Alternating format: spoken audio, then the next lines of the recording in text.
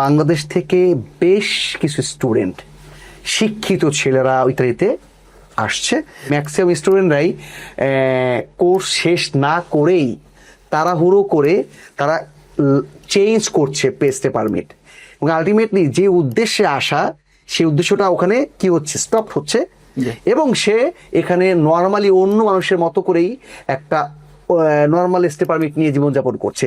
আমরা অনেক 2 নম্বর ডকুমেন্টস দিচ্ছি, এই ক্ষেত্রে আমরা খুবই বিখ্যাত আর কি বাংলাদেশের এই জিনিসগুলোতে। সো এগুলো আসলে আমাদের জন্য খুবই দুঃখজনক। যারা অ্যাকচুয়ালি পড়াশোনা করতে আসতে চায়, তখন উনি বললো ভাই আমার সাথে 7 থেকে 8 জন ছিল বাংলাদেশি স্টুডেন্ট, শুধু আমি একমাত্র। ওই দিন ছিল অনেক কনভোকেশন ডে, তো আমি আজকে আমার পড়ালেখাটা শেষ করলাম, বাকি 6 থেকে 7 জনই পড়ালেখা কন্টিনিউ করে। এটা আসলে খুবই দুঃখজনক।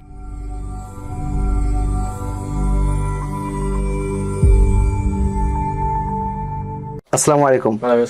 তো আমরা তো একটা বিষয়ে রিসেন্টলি অবজার্ভ করছি, তো তার মধ্যে আমাদের আতিক ভাই একটা এক্সাম্পল। উনি তো এমবিএ করতে আসছেন মিলানো পলিটেকনিকতে, একটা চমৎকার জায়গায় উনি আসছে। তো এটা একদিক থেকে কিন্তু আমাদের জন্য সুখের, যে আমরা ইতালিতে তো এক সময় ভাবতাম যে এখানে শিক্ষিত লোকজন কম আসে, রাইট? তো এখন দেখছি আলহামদুলিল্লাহ সেই জায়গাটাতেও আমরা কিছুটা ব্যতিক্রম করার চেষ্টা করছি আমরা বাংলাদেশিরা। আমাকে দেখার মনে হয়েছে। হ্যাঁ, তুমিও অবশ্যই স্টুডেন্ট, আসাদুরও পড়াশোনা করছে আলহামদুলিল্লাহ। তুমি তো তারপরেও জন্মগতভাবেই একটা প্রভাব ছিল, তোমার বাবা মা অনেক কিছুতে ইতালি কানেকশন ছিল, বাট ভাইয়ের তো সবকিছুই দেশে, তো সেজন্য আর কি ভাইকে আমরা একটু ওইভাবেই মিন করছিলাম। সো এই জায়গা থেকে এখন আমাদের একটু একটা খোলাসা আলোচনা করতে যাচ্ছিলাম যে আসলে এই যে স্টুডেন্ট বাংলাদেশ থেকে আসছে, এবং আমরা দেখতে পাচ্ছি ম্যাক্সিমাম স্টুডেন্টরাই কোর্স শেষ না করেই তাড়াহুড়ো করে তারা চেঞ্জ করছে পেস্টে পারমিট, এবং আলটিমেটলি যে উদ্দেশ্যে আসা সেই উদ্দেশ্যটা ওখানে কি হচ্ছে, স্টপ হচ্ছে, এবং সে এখানে নর্মালি অন্য মানুষের মতো করেই একটা নর্মাল স্টে পারমিট নিয়ে জীবনযাপন করছে। তো এই বিষয়টাতে আসলে দুজনের কাছে প্রশ্ন আমার, যে এই যে স্টুডেন্ট এসে আমরা কি আসলে বাংলাদেশের জন্য ভবিষ্যৎটাকে ক্লোজ করে দিচ্ছি, নাকি এতে করে আসলে আমাদের ভবিষ্যতের রাস্তাটা খুলে যাচ্ছে? ধন্যবাদ ভাইয়া আপনার কোশ্চেনটার জন্য। এবং আপনি যে কথাটা বলেছেন একদম যথার্থই বলেছেন।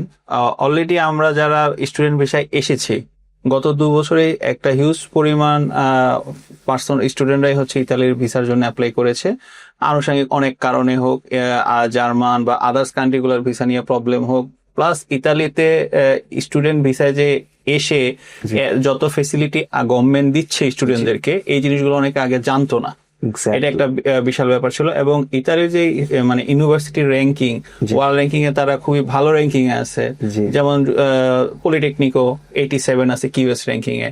আমরা এই ইউনিভার্সিটি অফ বোলোনিয়া 1000 ইয়ারের একটা ইউনিভার্সিটি, এটা অনেক পুরনো একটা ইউনিভার্সিটি।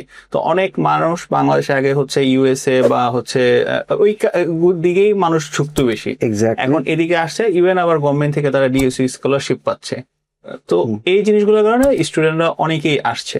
বাট সেই সাথে একটা এখানে আমাদের একটা বিশাল সুযোগ আছে, যারা স্টুডেন্টরা শিক্ষিত ছেলেরা এখানে আসতেছে, তারা হয়তো বা এখানে আরো অনেক কিছু কন্ট্রিবিউট করে আমাদের যারা বাংলাদেশের নতুন স্টুডেন্ট আসবে তাদের জন্য একটা পথ সুগম করে দেওয়া, রাস্তা করে দিচ্ছে। বাট প্রবলেমটা ওই জায়গাতে এসে আমরা সব স্টুডেন্ট থাকতেছি না। এসে ভাবতেছি ইতালিতে আসছি, ঠিক আছে আমার একটা কনভার্সন করে আমি জব ভিসায় চলে যাই, বা যেভাবে হোক আমার টাকা আর্ন করতে হবে, এই চিন্তাটা থেকে তারা এই কাজটা করতেছে। বাট তারা ভুলে যাচ্ছে ইতালিতে ঢোকার আগে visa apply, type visa apply করার আগে প্রত্যেকটা স্টুডেন্টকে একটা এন্ট্রি করতে হয় ইউনিভার্সিটি ইতালিতে, এবং সেখানে প্রত্যেকটা স্টুডেন্ট একটা ডাটা গভর্নমেন্ট কিন্তু অলরেডি রাখছে। সে যদি কনভার্সন করেও হয়তো পেয়েও যাচ্ছে, বাট এটা অবশ্যই নেক্সট ইয়ারের স্টুডেন্টের ক্ষেত্রে এটা এফেক্ট পড়বে। এবং এটা আমরা জানি ডেনমার্ক হোক, আদার্স কান্ট্রিগুলো, ডেনমার্কের পার্লামেন্টে বলা হয়েছে বাংলাদেশের স্টুডেন্টদেরকে যেন ভিসা দেওয়া না হয়, কারণ তারা এসে এখানে কাজ করে। সো এটা অবশ্যই আমাদের জন্য সুখকর কিছু না।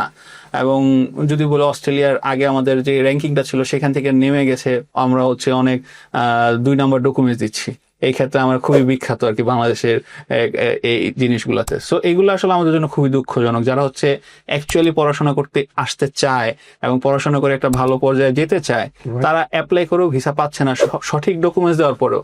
কারণ তারা মানে এম্বাসির এত সময় নেই যে আসলে চেক করা এটা সঠিক না ওটা বেঠিক। তাদের কাছে এখন সঠিকগুলো বেঠিক মনে হচ্ছে যে এত পরিমাণ আমরা যেহেতু রেশিওটা বেশি হয়ে যাচ্ছে।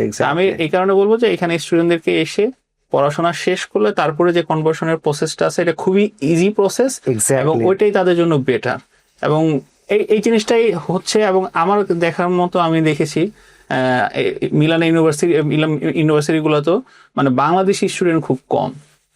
আমি এক ভাইয়ের সাথে পরে কথা বললাম যে ভাই এখানে আমি আমার ইউনিভার্সিটির কথা বলি, এখানে আমি ইন্ডিয়ান অনেক স্টুডেন্ট দেখতেছি, ইন্দোনেশিয়ান স্টুডেন্ট দেখতেছি, বাংলাদেশি স্টুডেন্ট আমি আপনাকে ফার্স্ট পেলাম। তখন উনি বললো ভাই আমার সাথে 7 থেকে 8 জন ছিল বাংলাদেশি স্টুডেন্ট, শুধু আমি একমাত্র। ওদিন ছিল ওনার কনভোকেশন ডে।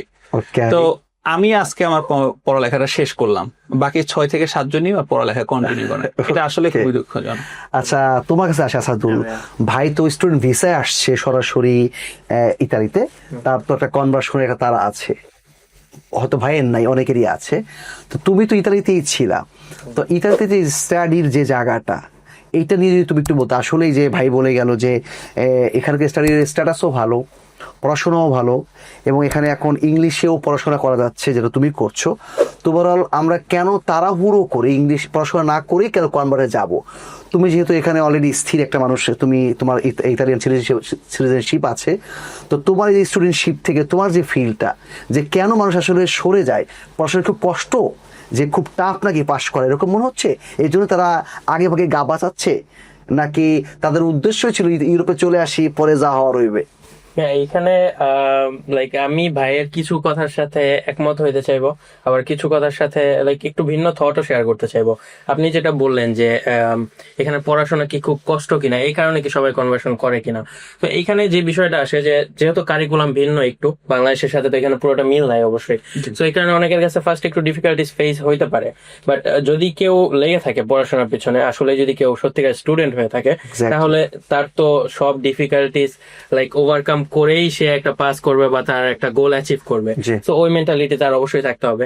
পড়ালেখা কঠিন হয়েছে তো কি হয়েছে, ইতালিয়ান সরকার তো আমাকে অনেক ধরনের সুবিধা দিতেছে, আমাকে এক্সট্রা কাজ করে টাকা পয়সা ইনকাম করে তারপর পড়ালেখা করতে হইতেছে না, আমাকে রিজিওনাল স্কলারশিপ দেওয়া হইতেছে, আমাকে কোনো টিউশন ফিস দিতে হইতেছে না।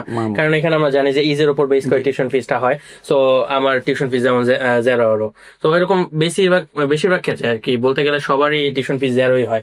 তো সেই ক্ষেত্রে আপনার টিউশন ফিস নিয়ে যাওয়ার কোনো মাথা ঘামানোর প্রয়োজন পড়ে না, যেমনটা ইউকে অথবা অন্যান্য দেশে লাইক ইয়ারলি 10,000 20,000 € আপনার অথবা পাউন্ড আপনাকে টিউশন ফিস দিতে হবে, যেটা কারণে একটা মানসিক টেনশন থাকে যে পড়বো কখন, কাজ করবো কখন, টিউশন ফিস দিব কখন। তো এই প্যারাটা কিন্তু ইতালিতে নাই। তো সেই ক্ষেত্রে কেউ যদি চায়, কারো যদি সদিচ্ছা থাকে, তাহলে সে অবশ্যই ইতালিতে পড়াশোনা করে ভালো কোনো একটা পর্যায়ে যেতে পারে। অ্যান্ড কনভার্সনের যে ব্যাপারটা, এটা তো ভাই যেভাবে বলছে ওইভাবে ঠিক আছে, লাইক পড়াশোনা শেষ করে তারপর কনভার্সনের দিকে আগানো। কিন্তু এইখানে আমার একটা যেটা জিনিস মনে হয় সেটা হলো যে আপনার পেমেন্টস তো যদি নর্মালি আমরা রিনিউ করতে যাই স্টুডেন্ট হিসেবে, তাহলে কিন্তু সেখানে কিছু ক্রেডিটের ব্যাপার থাকে, যে আপনার নির্দিষ্ট কিছু ক্রেডিট না তুললে পরে পেমেন্টস রিনিউ করতে দেয় না।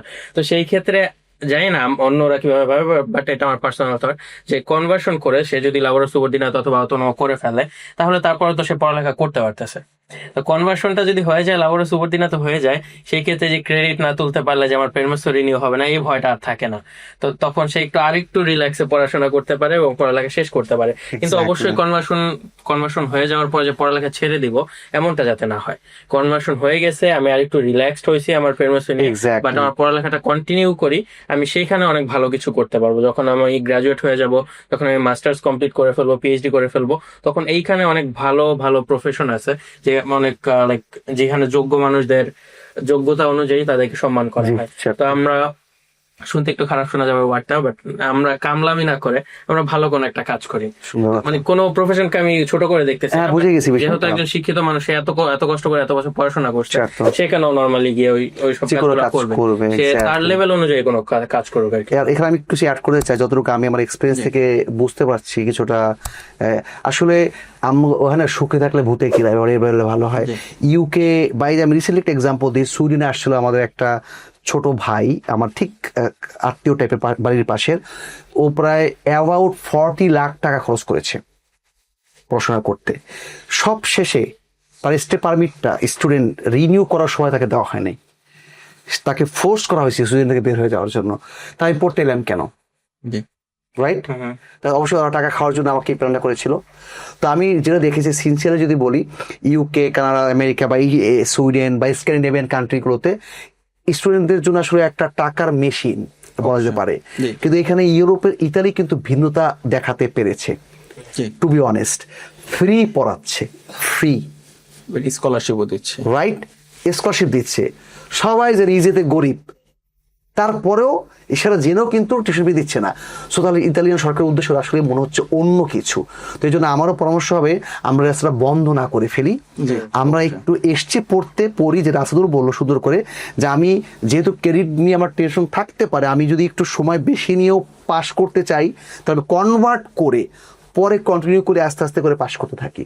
জি রাইট? এতে করে আমাদের কি হলো, আমাদের স্টাডিও শেষ হলো, বাংলাদেশের সুনামটাও রয়ে গেল, এবং আলটিমেটলি আমরা বাংলাদেশি বা বাঙালি হিসেবে এখানেও আমরা শিক্ষিত লোকের একটা বাড়লো। পরিমাণ বাড়াতে পারলাম আর কি। জি। ধন্যবাদ দুজনকে আর কি। আমিও ভাই এখানে একটু হ্যাঁ। অ্যাড করব, যেমন ভাইয়া যেটা বললো কনভার্সন করে যদি কন্টিনিউ করে তাহলে অবশ্যই বেটার, বাট জি। ম্যাক্সিমাম ক্ষেত্রে দেখা যাচ্ছে কন্টিনিউ আর কত, আর এবং কত। করাটাও টাফ হয়ে যায় যখন জব করে সে হ্যাঁ, হ্যাঁ। এখানে অনেক Exactly, ব্যাপার থাকে। exactly. বাট যে একটা লিমিট থাকে ক্রেডিট কমপ্লিটের, জি। তো এক বছরে যে একটা লিমিট থাকে এটা খুব বেশি নেয়। যে স্টুডেন্ট হিসেবে জি। যদি আপনি ফুল টাইম থাকেন, গভর্নমেন্ট আপনার পে করে দিচ্ছে, এরপরে যদি আপনি এই সামান্য লিমিটটা মানে না পাস করতে পারেন। না পারেন, তাহলে তো আসলে স্টুডেন্ট তাহলে বুঝতে পারবো নিয়তে ঝামেলা ছিল আর কি। এটাই আর কি। তাই আমি ওকে, বলবো- ধন্যবাদ আতিক ভাই, ধন্যবাদ আসাদুল। ওকে, আসসালামু আলাইকুম রহমতুল্লাহ। চমৎকার